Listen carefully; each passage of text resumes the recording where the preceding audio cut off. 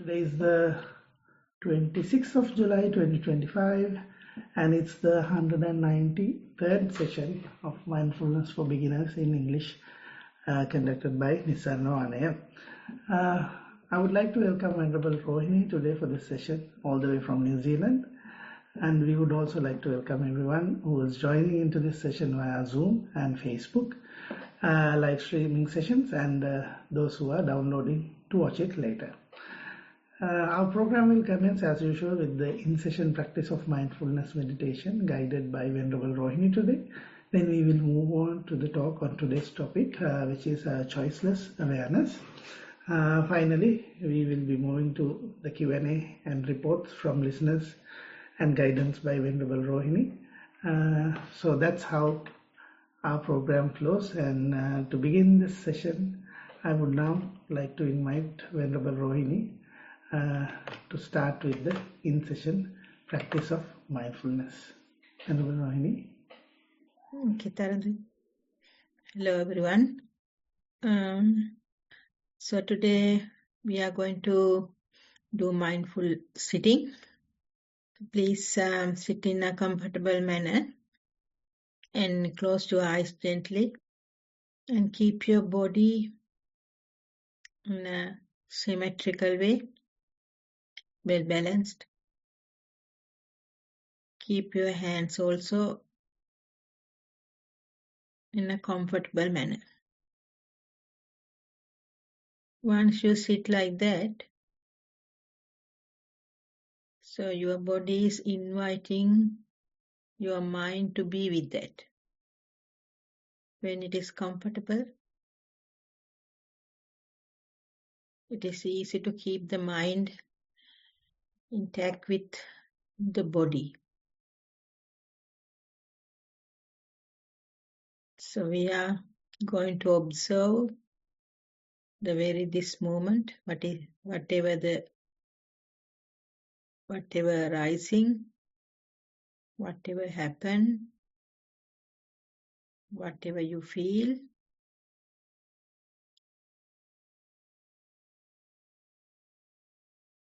Sometimes you may feel the aches and pains, bodily aches and pains. Or maybe you feel that your bended knees or straight body.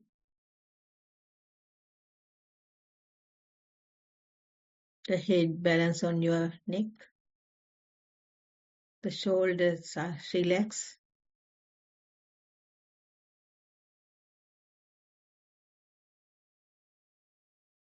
So now we are going to open our mind to whatever arises. Can be something from outside through your senses. Can be something from inside, from your body and mind.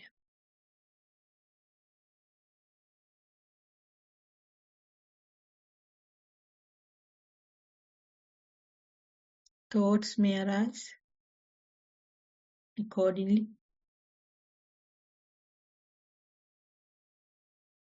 But our job is not to attach or push away those thoughts.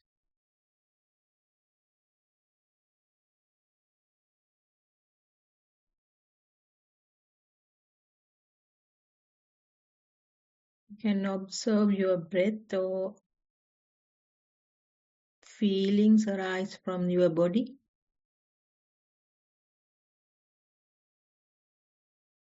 There may be many feelings, but whatever the prominent one, you can focus on that.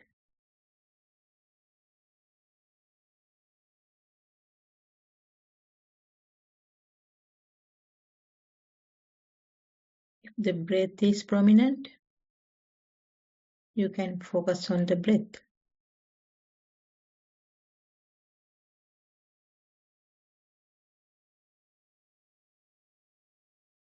Time to time, distractions may appear. from outside as well as from inside.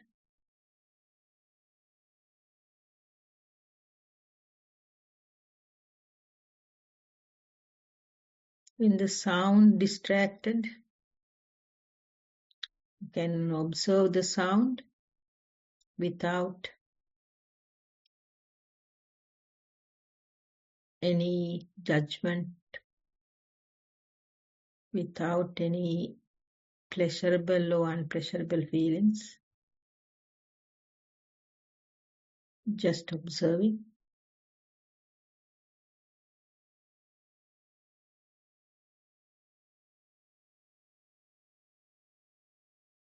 If thoughts arise, you can observe them without analyzing.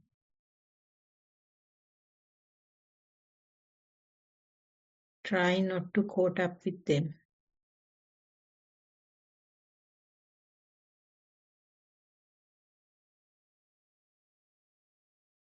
Simply aware what has happening right now.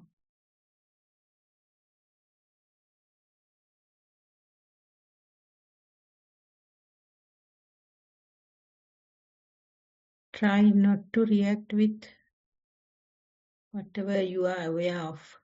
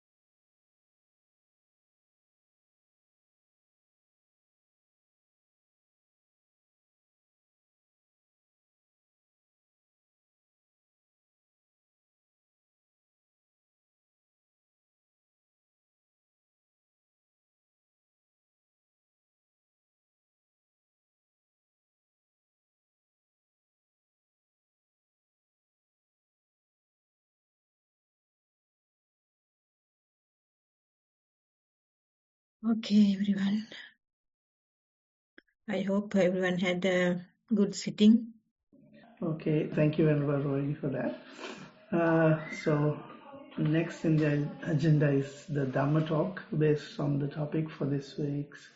The topic is choiceless awareness, and I would like to once again invite Venerable Rohini for the Dhamma talk. Okay. Choiceless awareness. Choiceless awareness with the holding life like a still lake holds the sky. Yeah, so today also we practice the awareness rather than normal way. Usually we focus on one thing. So today we try to focus on whatever arises at this moment. So simply we can say the awareness is something we can focus. It is happening right now. So rather than something happen past or expecting to happen in future, so whatever happening right now is the something we need to focus on. So that is the awareness. So choiceless awareness is something a little bit deep meaning with the choiceless word. Whatever arises, we should not have any choice. If we have a choice, then we are tangled. We might be entangled or caught up with the thoughts related to that, any attachment or any aversion. So in here, why is still lake is a helpful image for this topic. Still lake reflects the surroundings clearly without distortions. If you remember a still lakes photograph or any videos about still lake, you can remember the surroundings you can see clearly in the image of the lake without distortions. So there is no any distortions regards to the object. It can be the sky, it can be any trees, or at night moon it can be. So likewise there can be many things, but it is not distorted when you look at a still lake. It is clearly you can see the surroundings, reflections of the surroundings through the lake. If it is distorted, that means the lake is not still. So the imagery of a still lake reflect the sky means the vast empty sky. The vastness is something that giving us a knowledge or giving us an idea of non-judgmental nature or choiceless awareness. There's vastness. If it is limited to something, that is not vast. So it is narrow. When it is narrow, it is not the complete awareness. So you are, if you are engaged with something, only one thing, or something with some biased thoughts, judgments, then it is not vast. It is narrowed. So the lake and the sky is meaningful for in that way. And the sky also symbolizes the boundlessness. spacious nature of the awareness. The awareness is, if you aware the very moment, right now, in the present moment, that means you are looking at the spacious, boundless space. If there is any limitations with thoughts, or if you caught up with thoughts, then there is a limitation. It is not boundless. So the sky is like a spacious, boundless nature. It shows the spacious nature. The awareness is also equally spacious. If you are aware, if you are mindful, if you are aware in consciousness, so then it is spacious, it's boundless. So in that sense also we can compare the sky and the lake to the choiceless awareness. So in simply, the choiceless awareness is something you can experience impartially, like an undisturbed lake. So what is this choiceless awareness? So it is, usually we say, it is very common. You all heard about it many times. It is about being present with whatever arises. So you are not grasping. So there should not be any grasping towards anything arises. So without grasping, although it is pleasant, maybe it is pleasant thing arises. So you are not grasping though.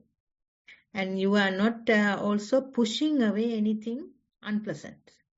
So whatever the pleasant or unpleasant arise, you are equally treat. So it's like in non-interference approach. You are not approaching with any thoughts, any judgments. So you are not trying to change it.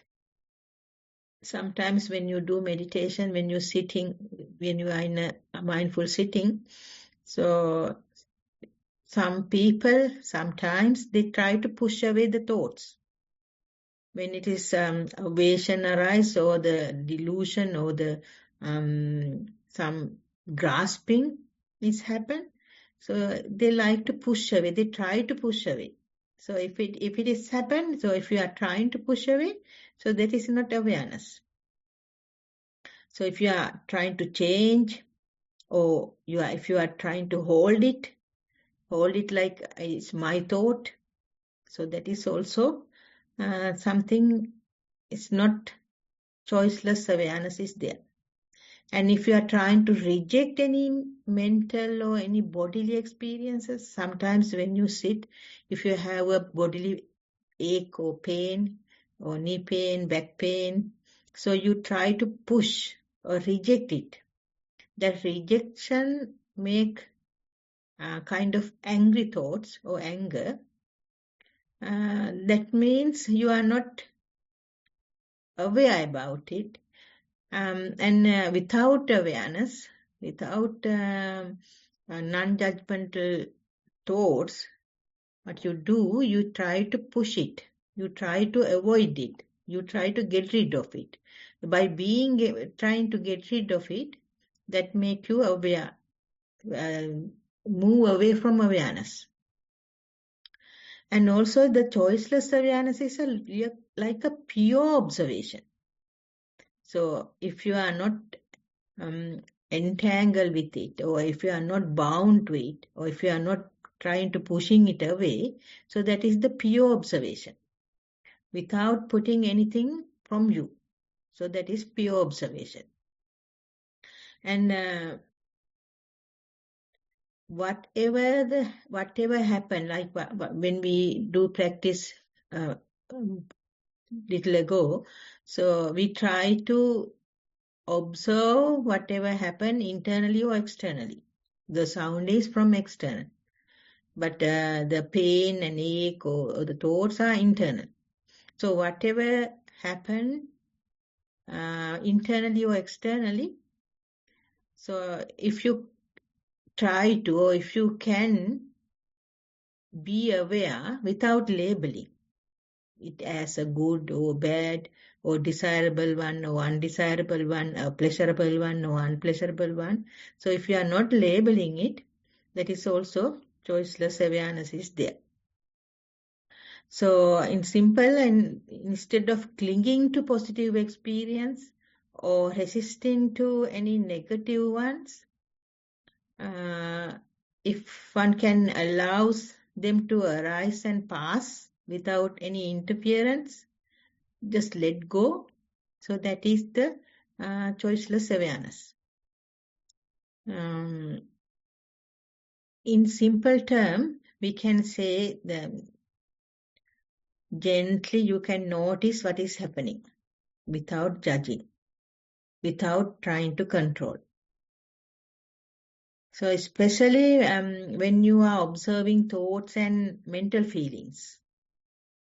So usually it comes with the judgment. So if you are not mindful enough, if you are not having any established mindfulness, so usually the thoughts and feelings come with the judgmental thoughts, come attached to the judgment, whether it is good or bad. Especially when you practice mindfulness, you like to categorize it, good or bad. So when you see it is like bad, especially rather than good, so when you see it like bad thing, so you like to push away. So that is the thing when you try to practice mindful breathing. So when you want to put your attention on the breath, but the mind is walking around, roaming around, and when it come back, or only when it come back, you know it is roaming around. But what has happened, when it come back, rather than appreciating it, you try to push, you try to punish your mind. You try to do something like unfavorable thing. So you punish yourself. So that is not good. So if you can aware, only the awareness is there, then whenever it come back, you should just be aware. So wherever it goes, wherever your mind went, it doesn't matter. Right now it is with the breath. But instead, you are frustrated about the last 2-3 minutes. So that is also judgment. So if you can avoid that, so you are in a choiceless awareness. So it is like calm lake. So if you can be a lake with the calmness or with aware of anything happened right now, that is a calm lake actually. Not need to push or any grasping any thoughts or any feelings or anything. Whether it is pleasant or unpleasant, it doesn't matter. Or sometimes it is neutral, so then it is okay. Most of the time, if it is neutral, people feel like sleepy. So then you need to aware about that also. So whatever you see, whatever you hear, whatever you smell, any tactile feelings, any tastings or any thoughts, you need to welcome without any favorizations or neglections. If you can do that, then you are keeping the choiceless awareness. Sometimes when you see some things you can't keep the choiceless awareness. Mostly the eye is the most I say corrupted one, whatever you see, you always judge it. Rather than hearing and rather than tactile feelings, the seeing is the most influential thing. So when you see, it is so hard to not to judge. When you see even nature, you attach to it, either attach to it or try to neglect it. So when you see a person, people, a place, whatever it is naturally, it's like a habitual way. The mind behave in a habitual way that it attached to it, either attached to it or neglect it, or try to avoid it. So that is very natural unless you are not mindful enough. The choiceless awareness and the other form of attention is something different. We need to understand that. The other form of focus attention is something involved with the selectively concentrating on a specific object. So it is mindful breathing is also the same. So we are observing the breath. So if you sometimes some teachers advise, okay, when you are observing the breath, only the breath, whatever anything else comes, just ignore it or just not to concentrate on there, just the breath. Or ancient way of doing meditation, they use kasina. So they use an object little distance away, keeping it little distance away, and look at it and use it as an object. So those are the focused attention. You focused on one thing. So we call it one-pointedness. So mainly it is related to jhana or samadhi or tranquility. So focusing on one thing, one object, using one object, concentrating on one object is something related to tranquility. So it is focused attention on one thing. But the choiceless awareness is whatever comes, whatever arises, whatever you notice, you are trying to be aware about it. It is really inclusive observation without any selection or any excluding any objects. If you are sitting and if you are trying to be practicing choiceless awareness, that means if it is there is a sound, you are a mindful listener. So you are doing mindful listening without any judgment, without any bias. So that at that moment, you are a mindful listener. If you are eating, and then you are a mindful eater. So you are eating mindfully. If you are observing the aches and pains in your body, so at that moment, you are observing tactile feelings. So if you are observing your thoughts and emotional feelings, at that time, you are observing the thoughts. So likewise, whatever arises, it is not restricted to one thing, not restricted to one object. So, for example, if you are sitting for breathing or looking at breath, but still when you get sounds, when you have some distraction from your body, the aches and pains, or distractions from some thoughts, still you are aware about them and you are not judging them and you are just aware. So just being aware is whatever arises, that is choiceless awareness. So we need to understand those two, the choiceless awareness and the focused attention. So if we are having some kind of awareness, so we are practicing choiceless awareness and we have that kind of practice. So we are something having enough mindfulness to be aware of what is happening right now. So if just imagine if something you can't, you couldn't tolerate, or you are not unbiasedly or unjudgmentally aware of it.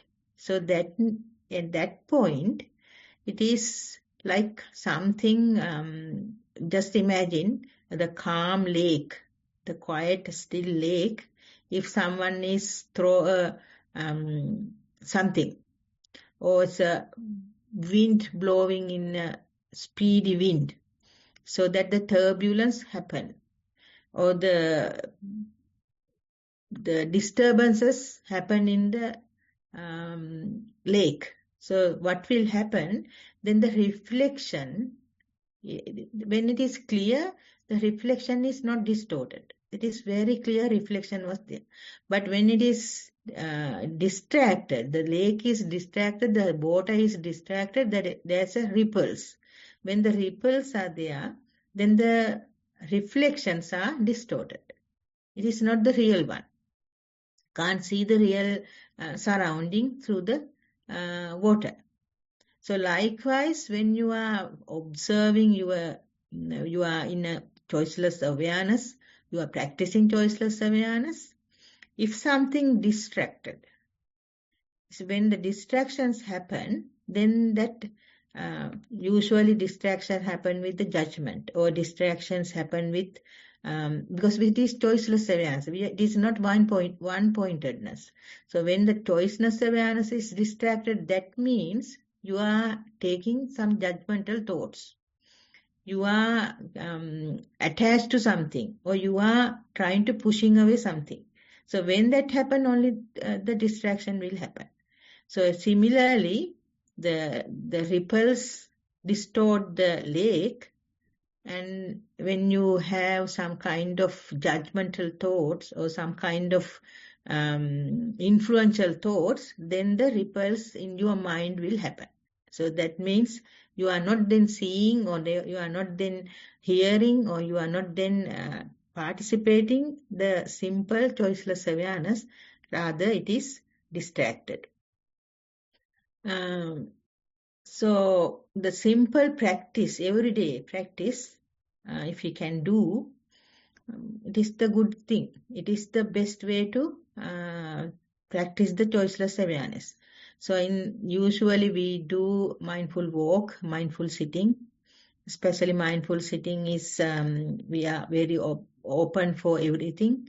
Only our eyes are closed. So when we sit for mindful sitting practice, we can hear things, we can have tactile feelings, and we can have bodily aches and pains, and we have thoughts. So everything is there. So it is very good way of practicing choiceless awareness, the breathing. So the breathing is the main focus, but still whatever happened, so we get the awareness of it. And the bodily sensation also something you can practice the awareness. While you are walking, while you are practice walking meditation or sakmana, then you feel the tactile feelings, and you get the outside, the breeze or the wind or the hot or warm weather. So you feel them, and you can feel the other sensations, and you can observe thoughts and other feelings, the emotional feelings. So the walking meditation or the mindful walk is also a good thing to practice choiceless awareness. And especially observing thoughts and feelings. Even when you are having a cup of tea, you can sit there, you can sit somewhere and observe your thoughts and emotional feelings. What is running right now in my mind. So if you are observing them, so observing means observe without judgment, without any influence, without any bias. So even having a cup of tea is a good time for observing or practicing the choiceless awareness. And this practice, while you are doing practice with sitting and walking, and this practice we can extend to the other daily activities, not only just for sitting or just for walking. And also we can incorporate with washing dishes, talking with someone. If you can aware what you are talking and what you are listening, that's a very good way of keeping good communication also. And sometimes you have to face very tough times at home, at workplace. So if you are aware at that time, especially I should say that when you have a tough time, it is hard to be aware. You need to practice it before. You need to practice sitting and walking and with the calm environment. Other things like brushing teeth or eating some food or something like that, you have to practice. And that practice you can continue to have when you are having facing tough times. So the thing is, you need to pause a little bit and keep your running in a slow movement, and we call SMS, slowly, mindfully, silently. Then you can observe, you can be aware of things happening around you. Otherwise, it is so hard to keep the choiceless awareness without having that calmness, without having that slow down movements. So you need to practice while you are in a good mood. Then you can extend it to the bad times. The other thing is, whenever the distractions happen, you need to notice it. All of us need to notice it before doing anything.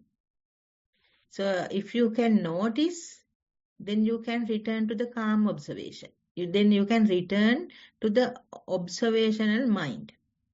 If you are not noticing it, then it is hard. Then everything will go forward or reactions can be happen. So if it is happen, then you are too late. So the first of all, you need to notice the distraction. Then you can have choices. Either you are going to react, or either you are going to respond, or just keep quiet. So the acknowledging distraction is mostly important for practitioner. For example, while we are practicing sitting meditation, when the mind is taking away or mind is distracted with sound or any thoughts on anything, so we are just not kind for us, for myself, because we feel like frustrated. So I'm wasting my time. So I hardly find this half an hour, but it is so hard to keep my mind in one place or aware about what is happening around me. So the distraction is happening and the thoughts are running behind my mind and it is so distracted. So you are not kind enough to ignore that or acknowledge you are coming back. So the thing is, you really need to understand the kindness you have to practice towards yourself. So without judgment and without any distraction, if you want to maintain the calmness, bring with the awareness, if you want to maintain it, you have to be kind yourself. Whenever distractions happen, whenever the mind move away, so if you are not kind enough to yourself, then you always get frustration. That frustration is the second distraction. The first distraction is having had without your knowledge. But this one, the frustration is with your knowledge. So you know that. So that distraction you can control. So for that, you have to be kind to yourself. Then you can return your attention back to the present moment. So first you need to notice it. After you notice, you have to understand the consequences, or you have to understand what has happened, and then you have to forgive yourself and be kind to yourself, and just acknowledge right now where this moment. Then you can come back to the calm practice or calm observation without any distractions. So why this choiceless awareness is important? This is also a very good question we need to ask ourselves. It really helps to having a peaceful mind. Usually we are very busy with many things, as well as busy with thinking. So if we want to have a peaceful mind, so we need to have a choiceless awareness or the awareness practice. Then you can keep your busy mind in a peaceful place. And the other thing is we can see clearly what is happening. So that the seeing clearly is so important for communication, and most of the time with the people, when you are engaged with people, so if you can clearly see what is happening, and when you are doing any housework or any engagement with other people, if you can see clearly the surroundings and what is happening within you, and what is happening about other people, so that is very easy to keep the peaceful mind, and it will reduce the stress as well.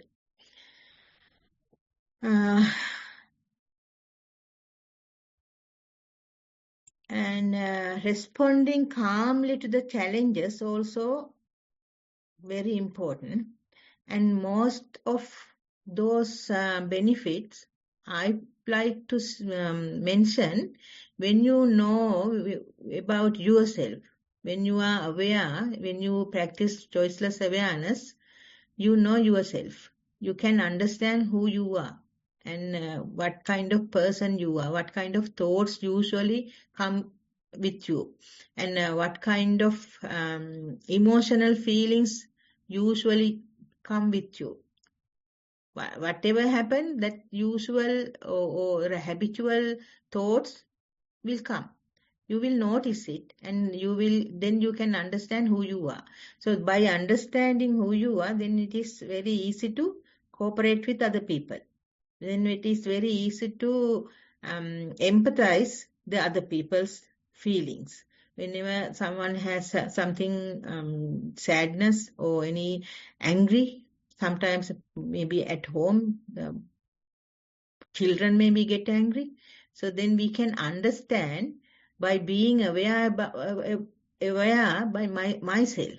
If I know myself, if I understand myself, then I can put inferential knowledge into the others and saying, okay, my mind is like this and the others could be like that. And then we can develop empathy also towards other people. So that is so important even at home or at work, these experiences.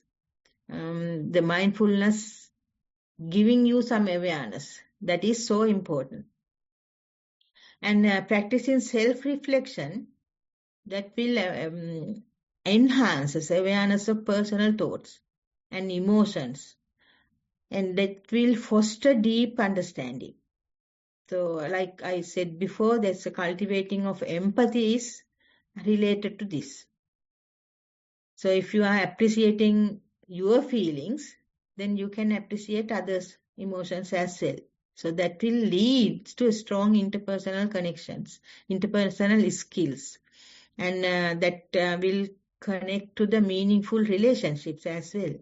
So healthier relationships and empathetic relationships, and all those will lead or the awareness will lead to all those relationships. So first of all, we need to practice mindfulness. By practicing mindfulness, not only focusing on one thing, also you can focus whatever happened right now. It is not like multitasking, but you are sitting somewhere and be aware of what is happening around you. It is like a lake, still lake. So a still lake is not reflecting, is reflecting a beautiful picture of the surrounding. Likewise, we can be a calm and peaceful, having a peaceful mind. We can reflect the reality, or we can be aware of the reality and face the reality. So by being aware of reality, it is so simple to face the reality without damaging or without distracting your calmness in your mind. So thank you very much for listening. So I hope everybody try to be practice choiceless awareness. Usually we do, and we can extend it to the day-to-day life with the other activities.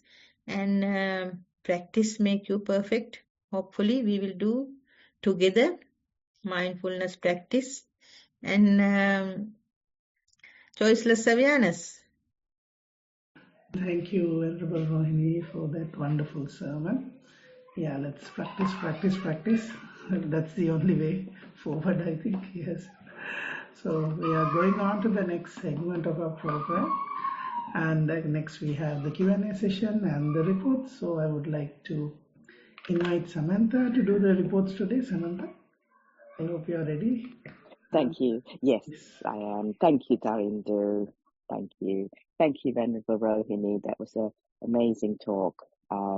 That's really valuable as well for everyday life and everything.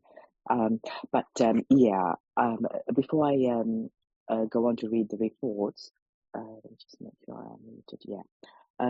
I just like to sort of go through the agenda, just a quick reminder for any newcomers to the session of mindfulness for beginners and about the program and the guidance on how to meditate.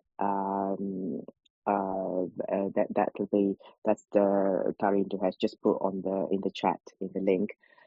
So do read that, and you can submit your experiences in the form of a report to Bhante or Venerable Rohini, and as in the details in the chat, and they will give valuable guidance and advice on how to progress in your meditation. So that's really helpful to make use of this opportunity. So there, as you can see in the chat, there are two helpful video links put together by Nissarana Vanaya on both mindful walking and mindful sitting.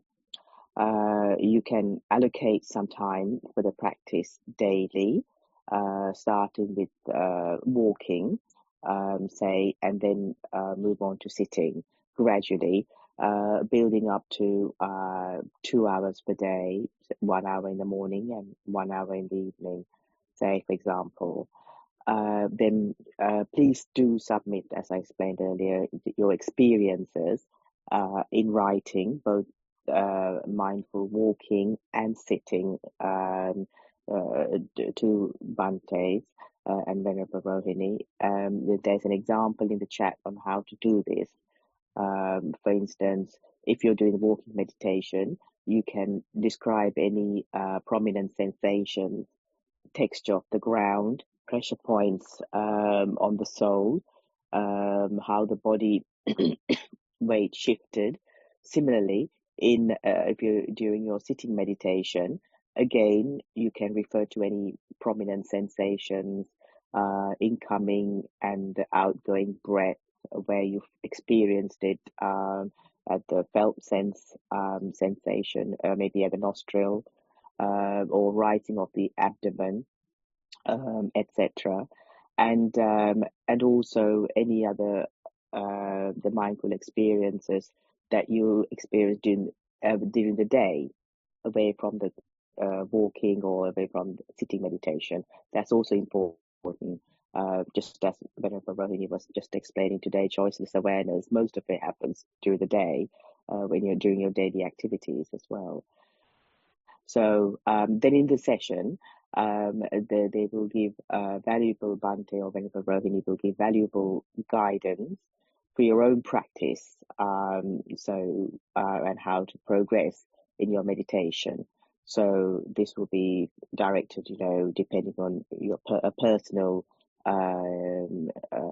response to your report.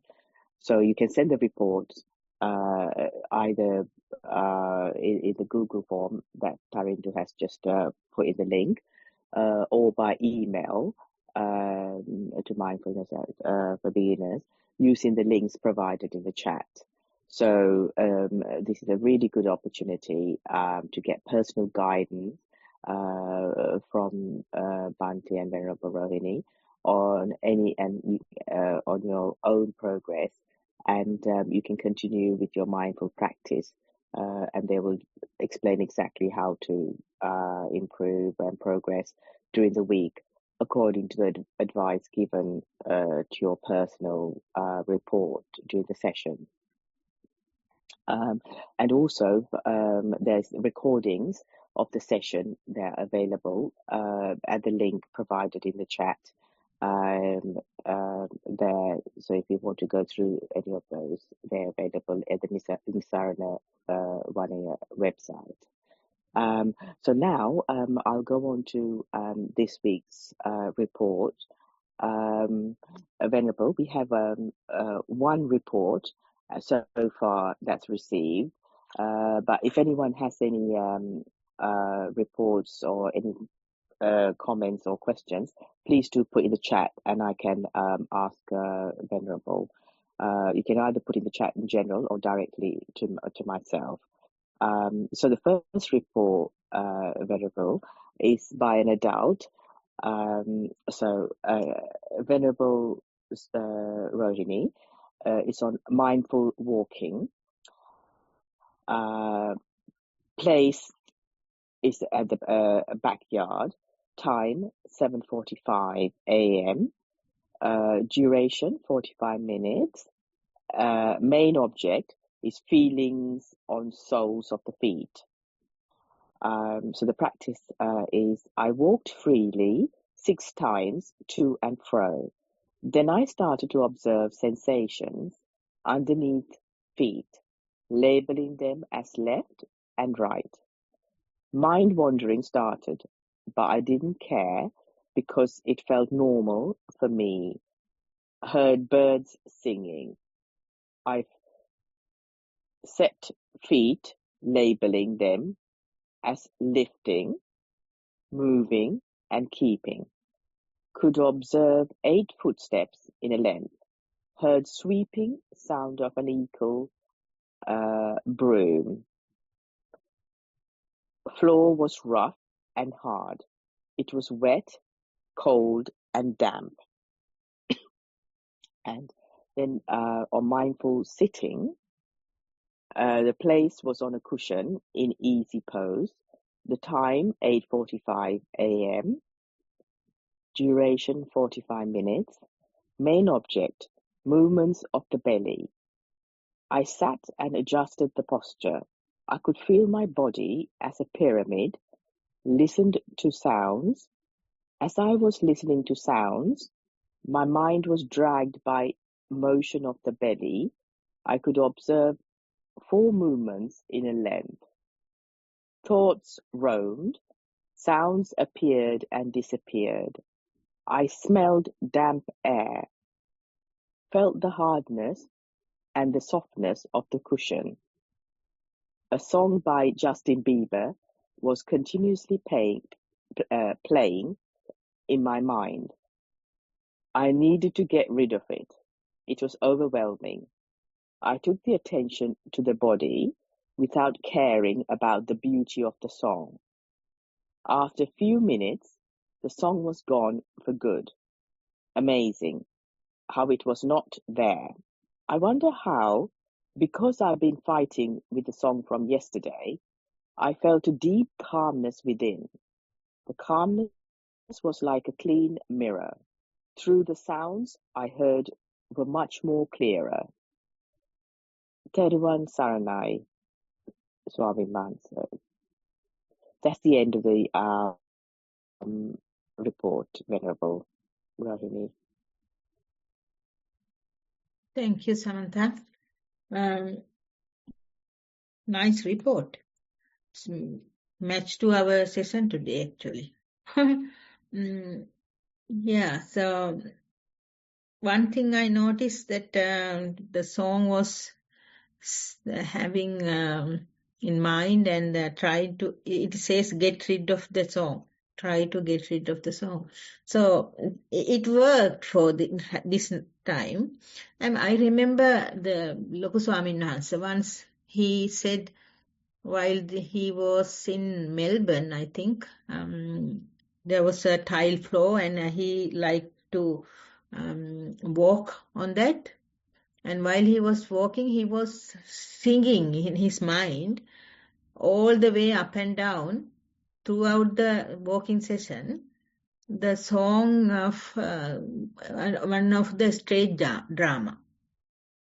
So when I compare with that one and this one, so the Lokuswami Nasa, he didn't want to get rid of it. He just let it go.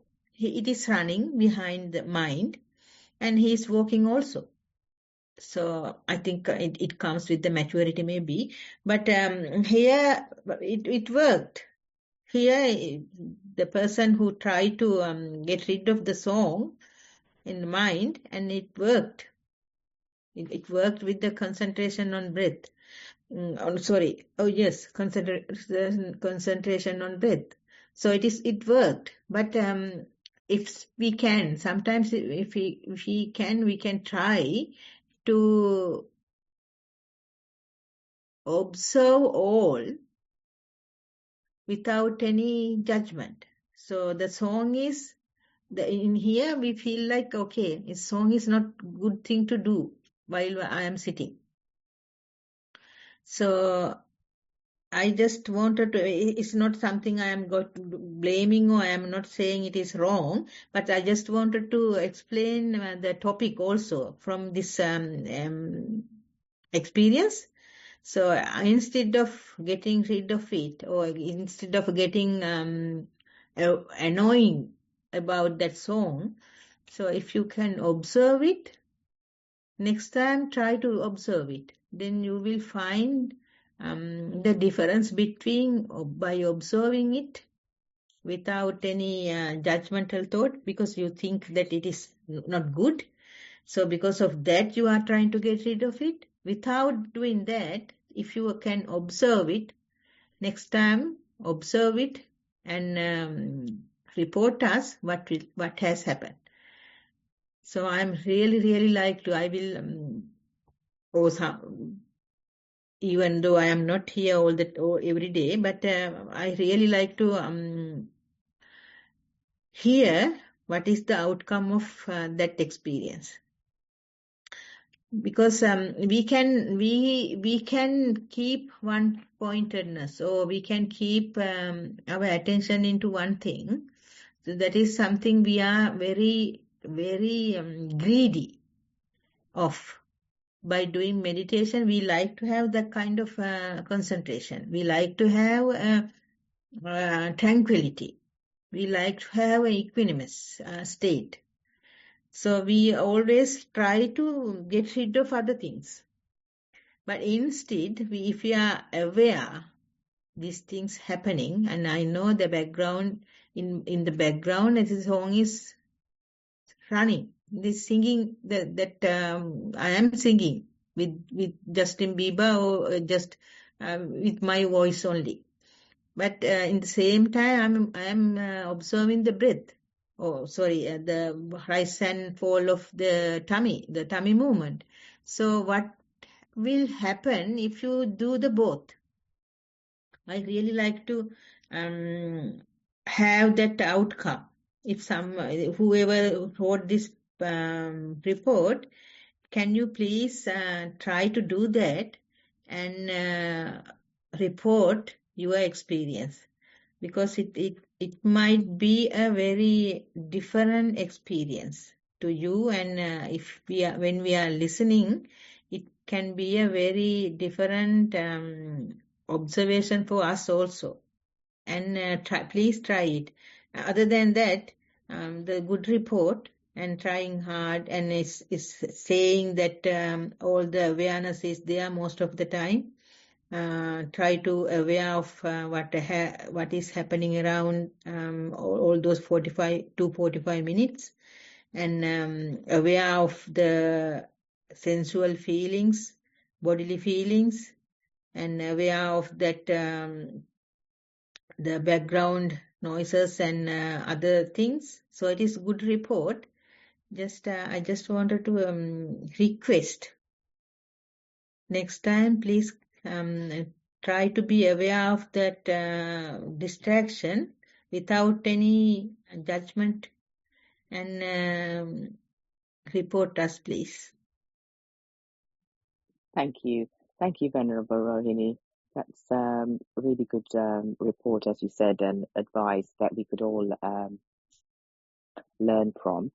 I'm just wondering whether is there anything in the chat, any questions? Let me just go and have a look if anyone. There doesn't seem to be any, and there's no other report that I received after this one. And if anyone has any other questions to ask Venerable Rohini regarding their practice or about today's talk, Choiceless Awareness, you can raise the Zoom hand and ask Venerable directly. If you have any, I'll give a few minutes for anyone who has any. But until anyone has any questions, I'll just like to ask Venerable Rohini. I mean, this topic about choiceless awareness is really important, and I've heard it so many times, and I'm trying to sort of like do that myself, actually, especially during the day, because it's if I find that if one is not mindful, you're always reacting to situations. And so it's so important to have develop this non-judgmental awareness. And I'm just wondering how you can actually respond without reacting. So when you say you just observe whatever arises mindfully, so one has to obviously increase their mindfulness as well. So how can, because all the emotions, because of all the unwholesome roots and the hindrances, will come into act. You know, you got your negativity, you got your anger or your hatred or your attachments, all working underneath like, you know, a swan paddling nicely, and then underneath everything is churning. So how can one just observe without reacting? Yeah, And to that's be a able good to respond, question, yeah. Samantha. Really good question. Thank you. Because it's a lot of people have that question actually. Thing is, we can't develop overnight. That it is a skill actually. That, like I said, for this report, it is a skill you need to develop through your mindfulness practice. So that is why in a script there is 4 foundation of mindfulness. The first one is Kayanupassana, mindful about your bodily feelings or body. So that is the first thing. So when someone develop that kind of mindfulness through your bodily sensations, breath or the belly movements, that is very easy to catch. The bodily sensations are easy to catch. So when you practice the out of 4 foundations of mindfulness, the Kayanupassana, about the body, then your mind is getting calmed down, and up to certain level. And when you practice it, when you're doing mindful sitting, as I said before, whenever your mind distracted, whenever your focus is distracted, you build up by tolerating it and bringing it back to the focal point, or just ignore the judgment and just focus on whatever happening around you, that improve your patience. So it is the one help you when you are doing in day-to-day time. So whenever you practice mindful walking and mindful sitting, that is a kind of process of slow down your mind. It is slowing down your mind. So that slowing down your mind means you build up very different kind of skills by doing that. One is the patience. One is the slowing down of that, your mind is slowing down. The third one is you change your brain also. So your amygdala is reducing, or it is shrinking. And instead your hippocampus and the prefrontal cortex is more active. So those developments, those changes are happening while you are practicing mindfulness, while you are sitting and doing walking. And when you extend it to day-to-day life activities, so that goes to, like you are doing operation in a theater, and after in ICU or intensive care unit for a couple of days, you have to be in the normal ward. So likewise, the operation is the mindfulness. So you are practicing mindfulness in sitting and walking. That means it is in ICU. So you are in ICU. You are in a control room. So you can practice all the skills there. You can tolerate for the other germs, and you build up your energy, and all those things happen in the ICU. And when you are back to the normal ward, so you have some kind of a strength to do, some kind of a strength to face some other things. And when you go home, that means you are fully recovered, or at least 75% recovered. So you can face into any difficulties when you go back home. So likewise, when you practice sitting and walking, so you develop certain skills to face for other things. So when that happens, when something happens, rather than reacting, then you are having a kind of pause. Then you have some few seconds to think about what you are going to do. Before, you don't have that pause. What you do, you don't know what you do actually. Even after 5-10 minutes, you can realize, okay, I had done something wrong. Or I had said something wrong. So that has happened because you are not having the trained mind. So if you want to train your mind, you have to change your brain as well. So for that, you need to practice Kayanupassana, first of all. That means sitting and walking. And then you can extend it to the day-to-day life. While you are doing, when you are doing that, once you fulfill some kind of mindfulness, then you will develop that skill. How not to react. It is not somehow not to react. It is something that you pause. You have some little time to think about it. That developed through the practice, Samantha. Thank you, Venerable. Sadhu, sadhu, sadhu. That's absolutely brilliant. That really helped and encouraged me as well. I was hoping for a magic wand, but no, I had to sort of sit there and make the effort. Yeah, and sit Yes. on the cushion and do the practice. And that's very interesting about how the practice of the meditation and mindfulness affects the brain as well. That's very interesting. Yes. From yeah, Yes. It and changed. then It really changed. It really changes. It must do, because then that's the only way that one can progress as well. You know, they know they're progressing and not reacting all the time. And that pause as well. Thank you for reminding about the pause, because that's really important, to get that time to then you can make the decision how to respond, isn't it? Yeah. With wisdom, as Buddha has explained. And obviously the Satipatthana practice, obviously. Yeah. We're doing it, but we forget. Yeah. Thank you, Venerable Rohini. That's really valuable. You're welcome. Thank you. And we need the time as well. And I don't think, has anyone else got any questions they want to ask? Bandula is waiting to ask a question. Oh, okay. Yeah. I didn't see. Yeah. Okay. Thank you. Venerable Rohini, it's a very nice talk. This was a very quick one.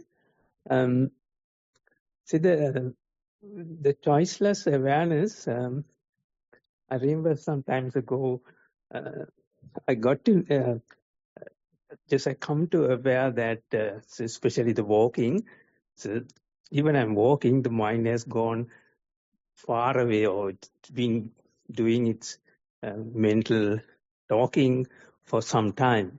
Say like 4 or 5 minutes, it's talking, but then I got to know very late it has done its talking. So actually, in other words, I am not in the present moment. So a little bit later in my practice, so I get to know sooner it's especially the walking. So maybe like a 2-3 minutes after that, when the mind wanders, then I got to know, okay, I'm still thinking about something else. So if I felt it, if your mindfulness will give you a sort of a alertness or notification, so, okay, you're not in the right place, so you are doing something else. So if you catch the moment early, would it be easy to bring it back to the, or is it easy to handle the situation? Say like, because if you spend more and more time unmindfully, so it's a bit harder to reverse it. So I thought maybe finding it early, so you're not mindful, so then it's easy to bring it, to correct it, or is it come to the present moment? So I'd like a few for your comments, Venerable. Thank you. Yeah. Definitely. If you can bring back early, so that means you can continue your practice. So it is good. But the thing is, when your mind, it is reciprocal actually, Bandula, because if you can bring your attention back to your focal point, whatever happening right now, it is good.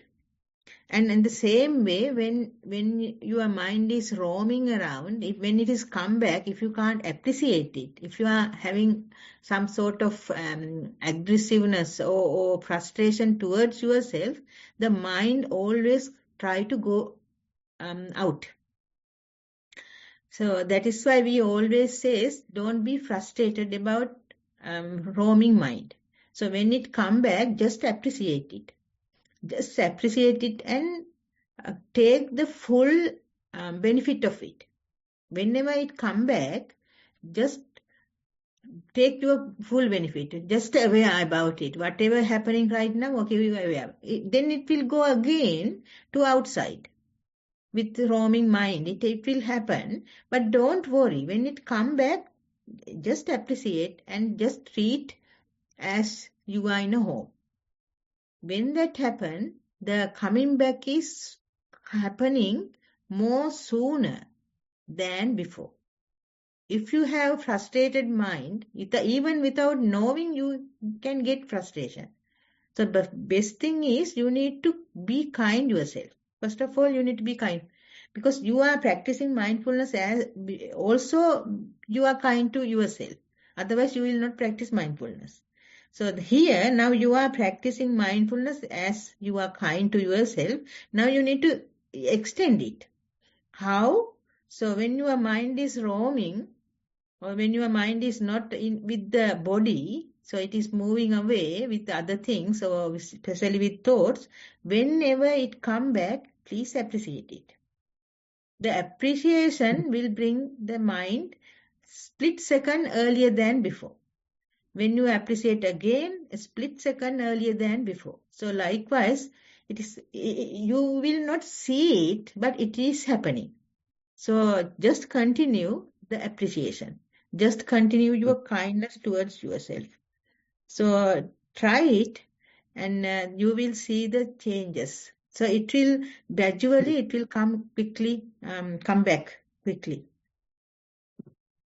Do So it. And what's a reason? Is there a reason? So because it's, say for example, say walking, so the object is the walking, right? So whatever the foot touches the ground, etc.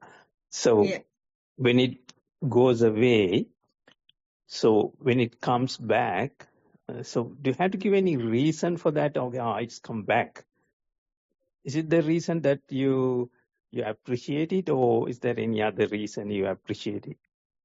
no, the appreciation is when it come back. Yes, the reason is it come back to my. It's like it come back to. Just imagine you are a stubborn child is coming back to home 10 o'clock in the late night or 12 o'clock.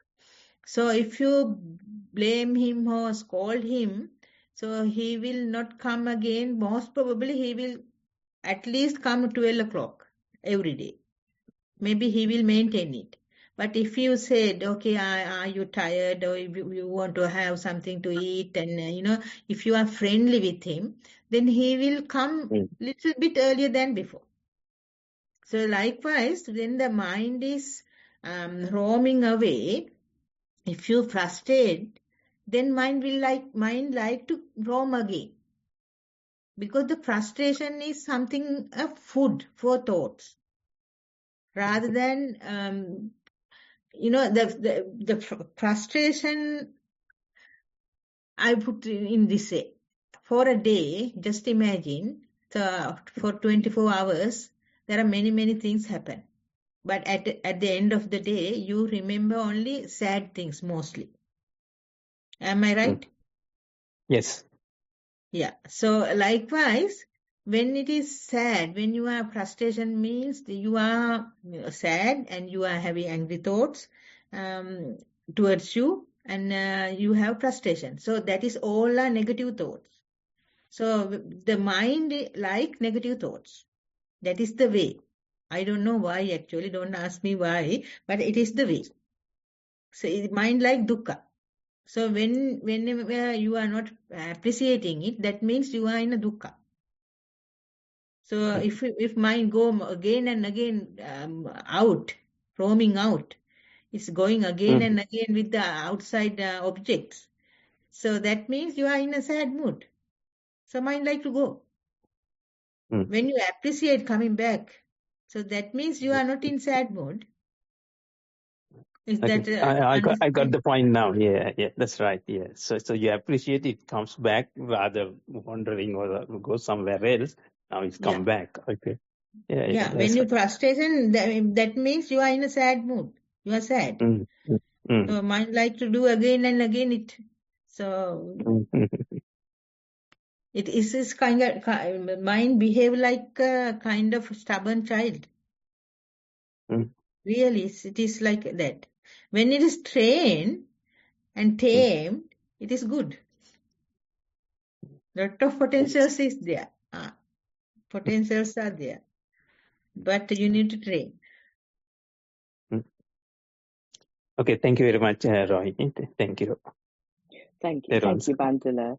Thank you. That was a really helpful question. And I know we're nearly out of time, but just quickly, Venerable Rohina, I was just thinking that was so basically, because obviously we have to be mindful all the time, and that's the crux of the matter. And so in order to increase mindfulness, like you just said, to appreciate it, like train the child, be friendly with it, then the mind will, you can train the mind to be mindful, because it's not like a task. And another thing is it by focusing on the breath, by keep on Focusing on doing the that meditation, breath, say in and out of breath, breathing in and out of meditation. Along with that, the more when you do that, because you have to be mindful as that as well, would that increase as well? The mindfulness help, obviously. The concentration and the mindfulness go hand in hand. Yes, definitely. Especially when you are mindful, that means you are in this very moment. That means you are not distracted. So when the distraction is not there, that is a kind of a flow. It is like a running river. If the distraction is like if you build a dam across the river, so then what will happen? So without distraction, if you can be keeping mindfulness, 5 minutes, 10 minutes, that is a running flow. It's a smooth running flow that make a kind of energy. So energy, built up energy is there. That is built up energy means the sampajanya, the clear comprehension.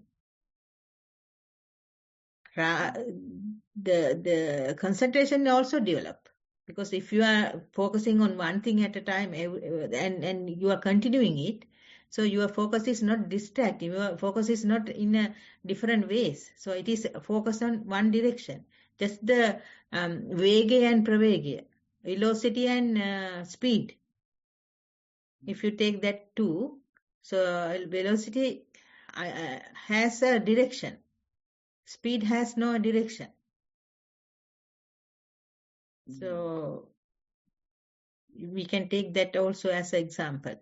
So when you are mindful, when you practice mindfulness, and if you can continue for 5 minutes, 10 minutes continuously, that means you develop a kind of energy that is clear comprehension in one side. The other side also you get concentration. Both are developing. The mindfulness is, the five fingers. Usually, Venerable Katakurunde Swamin Wahanse says the 5 fingers. This is the mindfulness. It's focused on the straight. And accordingly, these are developing. The faith, the effort, the mindfulness, the tranquility or the concentration, and this is the wisdom. So all are developing. When you practice mindfulness, all 5 are developing. All 5 goes one direction. And that will become eventually the habit of the mind. Yeah. Yes. Beautiful. Yes, Thank it is going to be a habit. Yeah. Yeah, hopefully. So thank you. We've just gone out of time as well. I'll just give it back to Tarindu. Wonderful session. Thank you, Venerable Rohini. Yeah. Yes. Thank you, Samantha, for conducting the Q&A and the reports. Yes, a wonderful session indeed. So I would like to thank everyone who shared their thoughts, and also Venerable Rohini for all the guidance as always. With that, we have come to the end of today's session. So on behalf of the organizers, I would like to thank Venerable Rohini for the continued guidance on this program, and not forgetting Venerable Dhamma Kusala Thero, who is not with us today, and also Chief Abbot of Nissarana Vanaya, who initiated this program, Venerable Bhante, leading of Dhammajiva Mahathero. May these merits help them in improving their own practice. And thank you all, the organizers. There's a lot of things happening behind the scenes, so I would like to thank the organizers who are maintaining and managing this program. Next, a big thank you and much merits to everyone who participated and everyone who is listening us, the live stream or the downloads. So that comes to an end of our program, and I would like to wish you a happy mindful week ahead until we see you next week at the same time.